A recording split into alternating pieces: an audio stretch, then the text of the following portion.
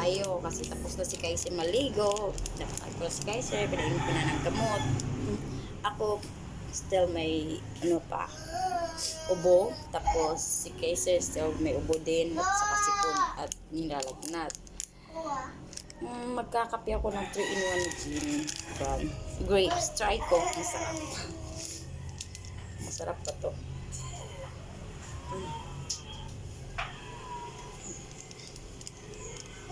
May ginseng naman sana dun, ano, flavor. Pero try ko tong grapes. Tapos magbili din ako ng kape ko rin na malunggay.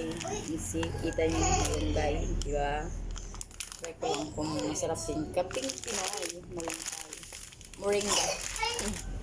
Yung grapes. Ubas. So try ko magkape nito. Masarap.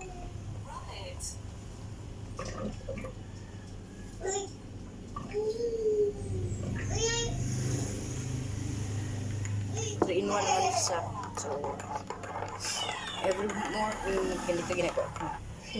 Katapos lahat ng Kaiser. So, it's my time to eat. Saka na ako maliligo pag natulog na siya. Kasi pag natulog na siya, at least makaligo ako. Kape! Wala na sulod. Sa tambala ni Kaiser. Kape akong kuwan. Tikman niya natin.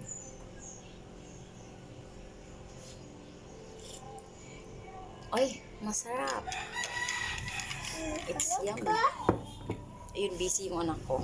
Tignan niyo. Tignan yung anak ko. Kaiser! Ayun. Nanonood siya ng animal sounds at names and speaking. Hindi pa ako nakapag-map. Madami pa ng yung floor. Pero mamaya na pagka natulog na siya kasi nga siyempre takbo ng takbo siya. Ayaw kong basa yung floor. So ngayon, tapos na ako ng kape ko. So kukuha na lang ako ng bread. Bread na lang. Wet bread yung ko. Bread ko lang. At saka bumili ako kahapon ng saging. Sobrang hinog na niya. Saging. Na ito. Kasi nagtatais si Kaiser. Ito. Ayan. At least may kain akong pag na yan, sobrang hinog. Good din yan sa kanya. May iluto ka.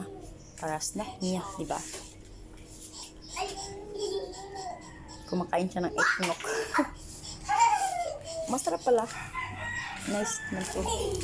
Mamaya magsasampay din ako ng labahin. Naglaba na ako. Ito, may nalaba na akong mga gamit ni Kaiser at sa gamit ko kagabi.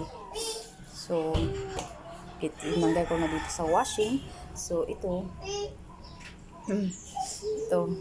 Tapos na ito nilabhan. Tapos ito nilabhan na lang. So, ano na lang. Isasampay ko na lang. Inom ka tubig? Inom ba sa tubig? Bibar! Ganyan si Kaiser.